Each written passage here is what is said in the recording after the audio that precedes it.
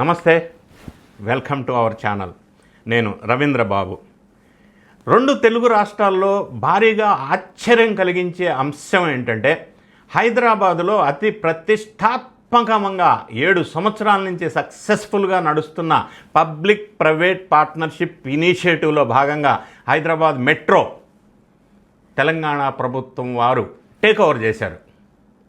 ఎందుకు, ఎవరికి లాభం, ఎవరికి నష్టం, ఎల్ఎన్టీ సంస్థ మెట్రో నిర్వహించడంలో ఎందుకు ఫెయిల్ అయింది, దీంట్లో వాస్తవాలేంటి, ఏం జరిగింది అన్న విషయాలు ఈ వీడియోలో వాస్తవాల ఇన్ఫర్మేషన్గా బేస్ చేసుకొని ఈ వీడియోలో విశ్లేషణ చేసే ప్రయత్నం చేద్దాం. వీడియో స్కిప్ చేయకుండా చివరి వరకు చూడండి. నచ్చితే లైక్ చేయండి, ఫ్రెండ్స్కి షేర్ చేయండి. హైదరాబాద్ మెట్రో ఒకసారి అతి ప్రతిష్టాత్మకంగా నిర్మించిన ప్రాజెక్ట్ అని మనం చెప్పుకున్నాం. దీని బ్యాక్గ్రౌండ్ ఒకసారి చూసినట్టయితే 2010లో ఈ ఎల్ఎన్టీ వాళ్ళు హైదరాబాద్ మెట్రో ఏర్పాటు కోసం పబ్లిక్ ప్రైవేట్ పార్ట్నర్షిప్ ఇనిషియేటివ్లో భాగంగా అగ్రిమెంట్కి ఎంటర్ అయ్యారు గవర్నమెంట్ తోటి. అయితే దీనికంటే ముందు మైటాస్ అనే సంస్థకి మెట్రో ఒక అగ్రిమెంట్ చేసుకున్నారు. కానీ తర్వాత మైటాస్ వాళ్ళు చేతులు ఎత్తేయడంతో నెక్స్ట్ ఆల్టర్నేటివ్గా ఎల్ఎన్టీ సంస్థకి ఈ కాంట్రాక్ట్ అగ్రిమెంట్ దక్కింది. దీంతోపాటు అప్పట్లో బిడ్డింగ్లో పాల్గొన్న 8 ప్రధానమైన కంపెనీలు ఉండగా ఎల్ఎన్టీ వాళ్ళకే ఈ కాంట్రాక్ట్ ఇవ్వటం అప్పట్లో మంచి సంస్థ, బాగా నడిపిస్తారని ప్రజలు ఎక్స్పెక్ట్ చేశారు. ఎందుకంటే ప్రతిష్టాత్మకమైన పబ్లిక్ ప్రైవేట్ పార్ట్నర్షిప్ పీపీపీ మోడల్లో ఉంది ఇది. ఈ పీపీపీ అన్న ప్రస్తావన నేను ఇప్పటికి 2 సార్లు ఎందుకు అన్నానంటే, ఇది పబ్లిక్ ప్రైవేట్ పార్ట్నర్షిప్ ఇనిషియేటివ్ కాబట్టి గవర్నమెంట్ ఇప్పుడు మళ్ళీ బ్యాక్ టేక్ ఓవర్ చేసింది. అదే ప్రైవేటైజేషన్కి ఇచ్చి ఉన్నట్టయితే మళ్ళీ తీసుకోవడం అనేది ఉండదు. ఎందుకంటే ప్రైవేటైజేషన్ అంటే వాళ్ళకి ఇచ్చేస్తాం, అమ్మేస్తాం, మళ్ళీ ప్రభుత్వం తీసుకోవడానికి సాధ్యం కాదు. అది పబ్లిక్ ప్రైవేట్ పార్ట్నర్షిప్కి ప్రైవేటైజేషన్కి డిఫరెన్స్. ఈ ఎగ్జాంపుల్ ఎందుకు చెప్తున్నానంటే, ఆంధ్రప్రదేశ్ రాష్ట్రంలో ప్రభుత్వ మెడికల్ కాలేజెస్ అన్నీ పీపీపీ మోడల్లో ఇవ్వటానికి కూటమి ప్రభుత్వం డిసైడ్ చేసుకుంటే, ఆ రాష్ట్రంలో ఉన్న ప్రతిపక్ష హోదా లేని ఒక పార్టీ పీపీపీని ప్రైవేటైజేషన్ చేస్తున్నారు అని రాచ చేస్తున్నారు. ప్రైవేటైజేషన్ చేయడానికి పీపీపీకి ఉన్న డిఫరెన్స్ అది. మెట్రో హైదరాబాద్ పీపీపీ కాబట్టి వెనక్కి తీసుకోవడానికి సాధ్యమైంది, అది డిఫరెన్స్. ఇక మనం డీటెయిల్స్లోకి వెళ్ళినట్టయితే, అది ఎల్ఎన్టీ సంస్థ మంచి పేరు ప్రఖ్యాతులున్న బ్యాక్ హిస్టరీ ఉన్నటువంటి సంస్థ. అయితే హైదరాబాద్లో ఫేజ్ 1లో మెట్రో మనం ఒకసారి చూసినట్టయితే 69.2 కిలోమీటర్స్ ప్రధానంగా 3 కారిడార్స్లో ఇప్పటికి ఆపరేషన్లో ఉంది. 2017లో అప్పటి ప్రధానమంత్రి, ఇప్పుడు ప్రధానమంత్రి నరేంద్ర మోడీ గారు అప్పుడు ఇనాగరేషన్ చేశారు హైదరాబాద్ మెట్రో. పార్షియల్గా అప్పుడు స్టార్ట్ చేశారు, తర్వాత ఇప్పుడు ఫుల్ ఫ్లెడ్జ్లో నడుస్తూ ఉంది. అప్పట్లో అగ్రిమెంట్కి ఎంటర్ అయిన సందర్భంలో మెట్రో వాళ్ళ ఫైనాన్షియల్ మోడల్ ఏంటంటే 45% రెవెన్యూ జనరేషన్ అనేది ఈ ప్రభుత్వం వారు ఎల్ఎన్టీకి ఇచ్చిన ల్యాండ్స్, కాస్ట్లీ సిటీలో అత్యంత కాస్ట్లీ మెట్రో స్టేషన్స్కి దగ్గరగా ఉన్నటువంటి 269 ఎకరాల ల్యాండ్ ఇచ్చారు. ఎందుకంటే దీనికి రీజన్ ఏమంటే, మెట్రో అనే సంస్థ ప్రపంచంలో ఎక్కడా కూడా కేవలం ప్రయాణికుల టిక్కెట్ల ద్వారానే రెవెన్యూ జనరేట్ అయ్యి ప్రాఫిటబుల్ వయబిలిటీలో లేదు, ఉండదు అనేది వాస్తవం. సో అందుకని వీళ్ళు ఫార్ములా ఏం పెట్టుకున్నారంటే 45% generation from revenue generation from the commercial spaces. ఈ వేకెంట్ ల్యాండ్స్ అన్నింటిలో కూడా కమర్షియల్ స్పేసెస్, కాంప్లెక్సెస్ కట్టించి దాని ద్వారా ఎల్ఎన్టీ సంస్థకి ఇన్కమ్ రావాలి. అయితే ఎల్ఎన్టీ ఇన్ని సంవత్సరాల్లో 7 సంవత్సరాల్లో ప్రభుత్వం ఇచ్చిన 269 ఎకరాల్లో ఫ్రూట్ఫుల్గా అన్ని చోట్ల కమర్షియల్ కాంప్లెక్సెస్ కట్టించి రెవెన్యూ జనరేషన్ చేసుకోవడంలో ఫెయిల్ అయింది. First step. For example, Hyderabad Miyapur metro టెర్మినల్లో 99 ఎకరాలు వేకెంట్గానే ఉంది ఇప్పటికి కూడా. నాగోల్లో 96 ఏకర్స్, అట్లానే రాయదుర్గలో 15 ఏకర్స్, ఇట్లా రకరకాల ఏరియాలో ఆ ల్యాండ్ అట్లానే ఉంది. కొన్ని ప్లేసెస్లో మాత్రమే కాంప్లెక్స్లు కట్టారు. కాబట్టి దాని మీద ఎక్స్పెక్ట్ చేసిన 45% రెవెన్యూ రాకపోవటం అనేది ఎల్ఎన్టీ నష్టాలకే కారణమైంది. ఎల్ఎన్టీ అక్కడ ఫెయిల్ అయింది. ఎందుకు అని మళ్ళీ ఆలోచిస్తే, వాళ్ళు మొదల నుంచి కూడా లాసులు అక్యుములేట్ అవుతూ ఉండటం వల్ల ఇన్వెస్ట్మెంట్ చేయలేకపోయారు అనేది ఎల్ఎన్టీ వాళ్ళు చెప్తున్న వాదన. ఏదేమైనా మరి ఈ ఫార్ములా 45% రెవెన్యూ ఎఫెక్ట్ అయింది కాబట్టి ఎల్ఎన్టీ లాసుల్లో కంటిన్యూస్ అవుతూ ఉంది. 50% మాత్రమే ప్రయాణికుల టిక్కెట్ల ద్వారా రెవెన్యూ ఎల్ఎన్టీకి వస్తుంది, ఆ సంస్థకు వస్తుంది మెట్రోకి. 5% మాత్రం అడ్వర్టైజ్మెంట్స్ రూపంలో రెవెన్యూ వస్తుంది. సో ఈ 50% ప్రయాణికుల రూపంలో సక్సెస్ఫుల్గా 100% రెవెన్యూ వచ్చింది. 5% అడ్వర్టైజ్మెంట్ రూపంలో ఎక్స్పెక్ట్ చేసినట్టే రెవెన్యూ వచ్చింది. కానీ 45% కమర్షియల్ స్పేసెస్ ద్వారా రావాల్సిన రెవెన్యూ రాలేదు. అందువల్ల ఎల్ఎన్టీ సంస్థ హైదరాబాద్ మెట్రో లాసెస్ అక్యుములేట్ అయిపోయినాయి అనేది ఒక నిజం. ఇంకొక విషయం మనం పరిశీలించినట్టయితే చాలామంది జనరల్గా ఒక క్వశ్చన్ వస్తుంది, మరి ఇదే ఫస్ట్ టైమా ప్రభుత్వ ఆధ్వర్యంలో మెట్రోస్ ఎక్కడా ఏమీ లేవా, ఇది ఏంది విషయం అనేది ఆలోచించినట్టయితే పీపీపీ మోడల్లో బ్యాంకాక్లో 35 కిలోమీటర్స్ డిస్టెన్స్ ఉన్నటువంటి ఒక మెట్రోని సేమ్ ఇదే మాదిరి అప్పట్లో బ్యాంకాక్ ప్రభుత్వం వారు స్వాధీనం చేసుకొని నడిపిస్తూ ఉన్నారు. మన ఇండియాకు వచ్చేసరికి జైపూర్లో టోటల్ మెట్రో గవర్నమెంటే నడిపిస్తూ ఉంది. పీపీపీ కాదు, ప్రైవేటు కాదు. అదేవిధంగా ఢిల్లీలో ఎయిర్పోర్ట్ మెట్రో అంటారు, 20 కిలోమీటర్స్ స్ట్రెచ్ మాత్రం ప్రభుత్వ ఆధీనంలో ఉంది. ముంబైలో ఒక 11 కిలోమీటర్స్ స్ట్రెచ్ మాత్రమే ప్రభుత్వ ఆధీనంలో ఉంది. మిగతా అవన్నీ కూడా జనరల్గా మెట్రోస్ మనం పరిశీలించినట్టయితే 20% సెంట్రల్ గవర్నమెంట్, 20% స్టేట్ గవర్నమెంట్, 60% బ్యాంకుల ద్వారా రుణాల ద్వారా మెట్రో నడుస్తూ ఉంటుంది. ఇంకొక అంశం ఏంటంటే మనకి హైదరాబాద్ మెట్రోలో 5 లక్షల నుంచి 6 లక్షలు పర్ డే ప్రయాణికులు ఉన్నారు. చెన్నైతో మనం కంపేర్ చేసుకున్నట్టయితే అది 59 కిలోమీటర్స్, కానీ రోజుకు 2 లక్షల ప్రయాణికులే ఉన్నారు. ఇంత సక్సెస్ఫుల్గా ప్రయాణికులు వస్తున్నారు, ఇంకా వచ్చే అవకాశం ఉంది. ఇంకొక ఫెయిల్యూర్ మనం ఎలాంటి విషయంలో గమనించినట్టయితే వాళ్ళు కమిట్మెంటు లేదా అగ్రిమెంట్ ఏంటంటే last mile connectivity, first and last mile connectivity. ప్రయాణికులు డిఫరెంట్ ఏరియాస్ నుంచి, కాలనీస్ నుంచి మెట్రో దగ్గరికి రావడానికి ఒక ట్రాన్స్పోర్టేషన్ సిస్టమ్ ఎలాంటి ఏర్పాటు చేయాలా. అదేవిధంగా మెట్రో స్టేషన్స్ దగ్గర నుంచి డిఫరెంట్ ఏరియాస్కి, కాలనీస్కి, లొకేషన్స్కి వీళ్ళు ట్రాన్స్పోర్టేషన్ సిస్టమ్ ఎలాంటి వాళ్ళు ప్రొవైడ్ చేయాలి. చేస్తే ప్రయాణికుడు ఫస్ట్ అండ్ లాస్ట్ కనెక్టివిటీ అంటారు. దాన్ని ఎక్కువ ఎలాంటి మెట్రోని ఎక్కువ యూటిలైజ్ చేసుకునే అవకాశం ఉంది. అందులో వాళ్ళు ఫెయిల్ అయ్యారు.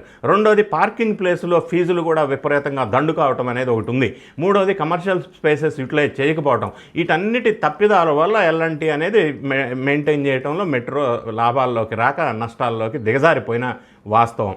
ఇంకొక అంశం మనం పరిశీలించినట్టయితే ఇప్పుడు ప్రభుత్వం వారు, తెలంగాణ ప్రభుత్వం వారు, రేవంత్ రెడ్డి సర్కార్ వాళ్ళు metro phase 2A, metro phase 2B అని 163 కిలోమీటర్స్లో మెట్రో ఫేజ్ 2 ప్రపోజ్ చేశారు. అది భారీ ప్రాజెక్ట్.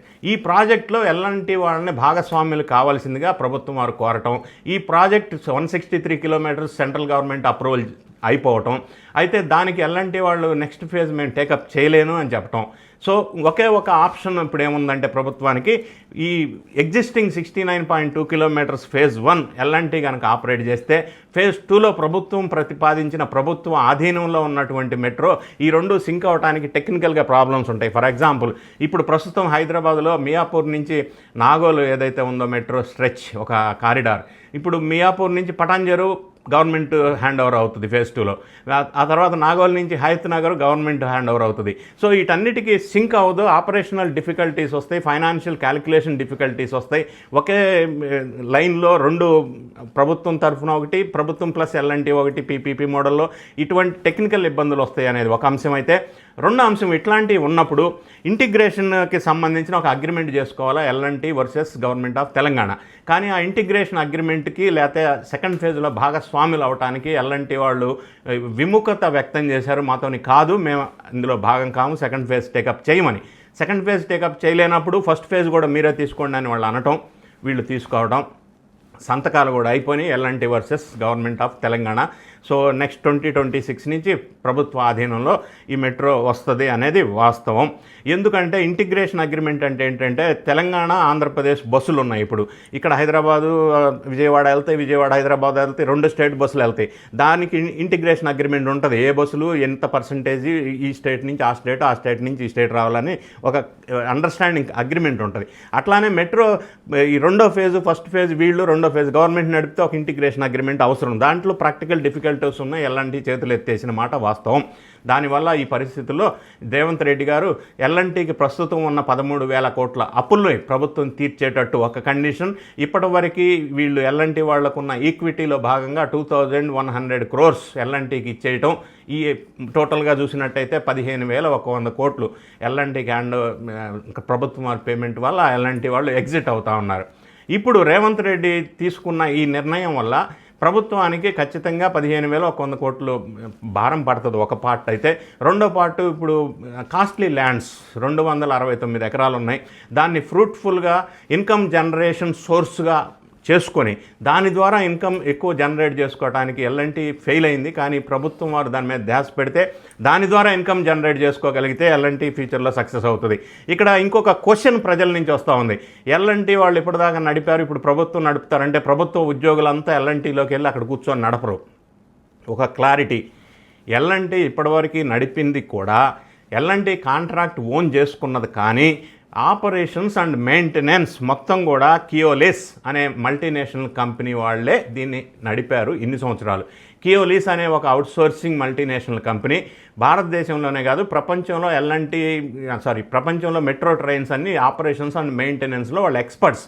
ఎలాగైతే జిఎంఆర్ ఎయిర్పోర్ట్ హైదరాబాద్లో ఎస్టాబ్లిష్ చేసినప్పుడు జిఎంఆర్ వాళ్ళకి ఏవియేషన్ రంగంలో ఎక్స్పర్టైజేషన్ లేనప్పుడు మెంజిస్ ఏవియేషన్ అనే ఒక మల్టీనేషనల్ ఇంటర్నేషనల్ కంపెనీకి వాళ్ళకి హ్యాండ్ ఓవర్ చేశారు ground handling services, cargo services.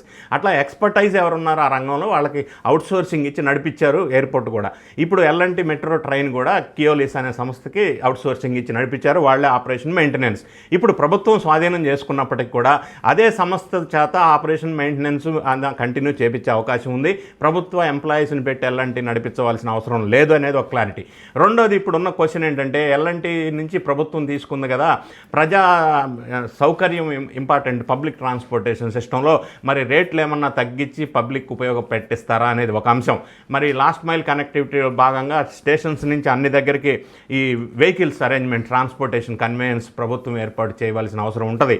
ఇంకొక ఛాలెంజ్ మనం చూసినట్టయితే సెకండ్ ఫేజ్ అనేది కన్స్ట్రక్షన్ భారీ ప్రాజెక్ట్ కాబట్టి దాన్ని ఏ విధంగా ముందుకు తీసుకెళ్తారు అనేది. ఇక ఇందులో రాజకీయపరమైన విమర్శలు మనం చూసినట్టయితే బీఆర్ఎస్ పార్టీ లేదా కేటీఆర్ గారు చేస్తున్న విమర్శ ఏంటంటే రేవంత్ రెడ్డి గారి కన్ను ఈ ఎల్ఎన్టీకి సంబంధించిన 269 ఎకరాల మీద పడింది, అది ప్రభుత్వ స్వాధీనం అయితే రేవంత్ రెడ్డి సొంతం అవుతుంది అన్నట్టుగా మాట్లాడుతున్నారు. అది గవర్నమెంట్ ల్యాండ్గానే ఉంటుంది, కానీ వ్యక్తులకు అది ఎట్లా ట్రాన్స్ఫర్ అవుతుందో మనకు తెలియదు.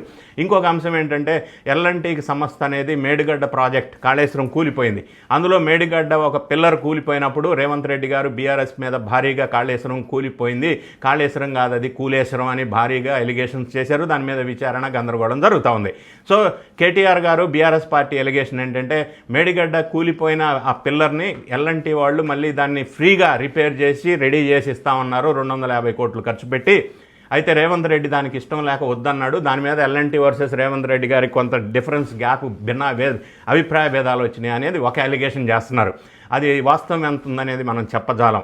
ఇంకొక అంశం ఏంటంటే కేటీఆర్ గారు ఎలిగేషన్ చేసేది ఎల్ఎన్టీకి సంస్థకు సంబంధించిన చీఫ్ ఫైనాన్షియల్ ఆఫీసర్ సిఎఫ్ఓ ఈ మధ్యకాలంలో తెలంగాణ ప్రభుత్వం వారు అతి ప్రతిష్టాత్మకంగా ప్రవేశపెట్టిన ఫ్రీ బస్ సర్వీసెస్ మహిళలకి, దానివల్ల మహిళలంతా ఫ్రీ బస్సునే ఎన్నుకుంటున్నారు, ఎల్ఎన్టీకి ప్రయాణికుల ప్రభావం దీని మీద పడింది ఈ స్కీమ్ వల్ల అని ఒక మాట అన్నారు. దానికి రేవంత్ రెడ్డి గారు తీవ్రంగా స్పందించి ఇట్లాంటి మాటలు మాట్లాడితే జైల్లో పెడతా అన్నారు సిఎఫ్ఓని. అంటే ఇదొక కారణంగా చూపిస్తూ బీఆర్ఎస్ లేదా కేటీఆర్ వాళ్ళు ఎల్ఎన్టీ వర్సెస్ రేవంత్ రెడ్డి గారికి మధ్య గ్యాపులన్నీ వచ్చినాయి, ఈ ల్యాండ్ ఇట్లా దొబ్బేయడానికి ఇట్లా ఎల్ఎన్టీని దూరం పెట్టారు. ఇటువంటి రకరకాల విమర్శలు, రాజకీయ విమర్శలు చేస్తున్నారు. ఆ విమర్శల్ని మనం పక్కన పెట్టినట్టయితే అనివార్య పరిస్థితుల్లో ఫేజ్ 2 టేకప్ చేయలేని పరిస్థితుల్లో రేవంత్ రెడ్డి గారు ఎల్ఎన్టీ ప్రభుత్వం టేక్ఓవర్ చేశారు. సో ఇదే అవుట్సోర్సింగ్ ఏజెన్సీ కేవలెస్ ద్వారా నడిపిస్తారు. ఈ ఖాళీగా ఉన్న ప్రదేశాల్లో ఇన్కమ్ జనరేట్ చేస్తారు. ప్రజా ప్రయోజనాల కోసం ఈ నిర్ణయాన్ని మనం అభినందిద్దాం రాబోయే రోజుల్లో. ఎందుకంటే ఇంకా వేరే స్టేట్స్లో కూడా ప్రభుత్వం నడిపిస్తున్న విషయం మనం గమనించాం. సక్సెస్ అవుతుందని మనం భావిద్దాం ఈ నిర్ణయాన్ని. ప్రభుత్వానికి భారమైనప్పటికీను ఈ రీజన్స్ వల్ల ఇది అనివార్య పరిస్థితుల్లో టేక్ఓవర్ చేసుకోవాల్సిన అవసరం ఏర్పడింది. ఈ వీడియో నచ్చినట్టయితే లైక్ చేయండి, మీ ఫ్రెండ్స్కి షేర్ చేయండి. Thank you so much for watching.